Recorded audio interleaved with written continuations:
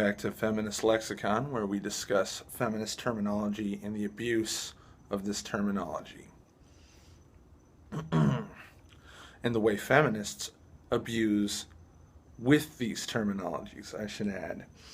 Today's word is marginalization, or marginalized. And to a lesser extent, today's word is Islamophobia. Islam is more or less, if you decouple Catholicism and Protestant Christianity, the largest and most powerful religion in the world. But there are several Western states where it is actually an extreme religious minority, and I mean extreme as in it's very much a minority, a small minority rather than any other connotation of that word, let's be clear. But what we're seeing very rapidly is Islam being treated like a minority race by feminists. And the reason for that is because in some places it is. You'll very often find feminists, not all, but many, I would argue most, are very much interested in their particular state. And not by state as in the United States, I mean state as in their country. So where Islam has absolute authority in many countries, here in America it has virtually none. And as such, it is very common to see Muslims, no matter what their ethnicity is, to be treated as a protected class, and there is a rush to defend them from criticism. And see, this is the rub, is that it's not a rush to defend them from being erased or illegalized,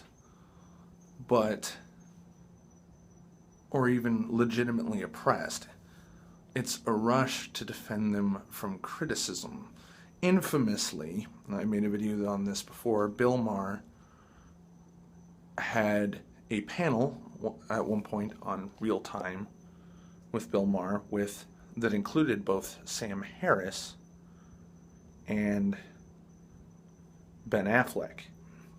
Now, Ben Affleck immediately tried to shut all conversation down, shouted over both Sam Harris and Bill Maher as they discussed tenets of Islam, and the word he kept repeating, Ben Affleck kept repeating in order to shut the conversation down, was racist. It was an utter misapplication of the word. The reason why he did this is because he perceived Muslims as a persecuted minority,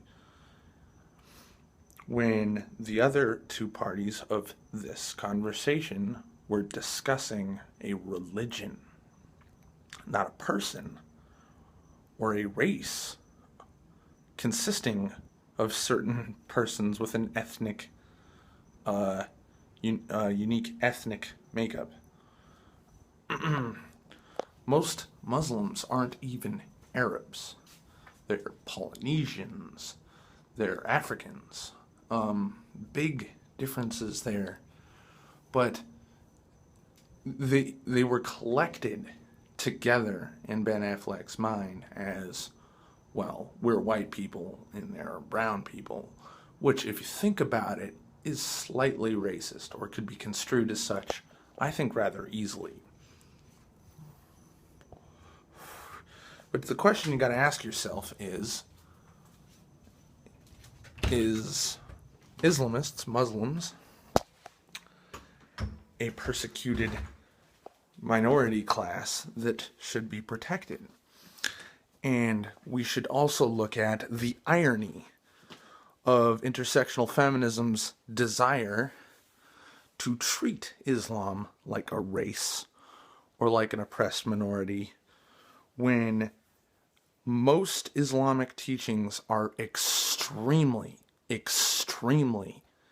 and I do mean this time extreme and extremely at odds with the dictionary definition of feminism and the supposed goals of feminism to empower women, to protect women's equality as human beings, and to, I guess in some small part, defend their dignity. Now, this is certainly not true of all Muslims, as they are about as diverse as Christians in their beliefs, depending on many, many, many factors. But ultimately, Islam as a religion, mind you, as a belief system, generally either A, or not generally either A, I don't think a bullet point is the best way to describe it, but as a spectrum that has some demeanment of women and restriction of them on one side, and the outright subjugation and dehumanization of women on the other. This is one of the many reasons that I would speak out against Islam readily and say it's a bad and immoral belief system. And yet, because most of the feminists we are talking about here are more interested in the first world privileged Western states they lived in,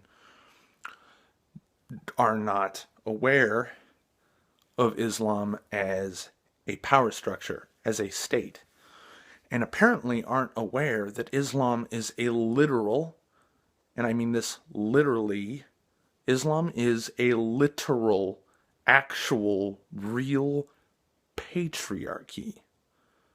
And yet, because of its state as a minority group, its existence as a minority group in, say, the UK and America,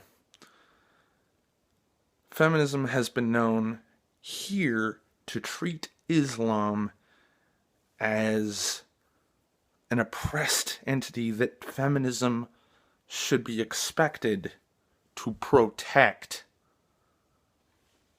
Confused? Me too.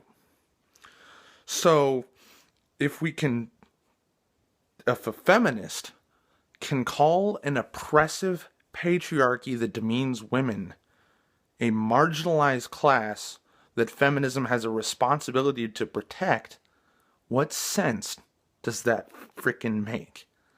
Thanks for watching.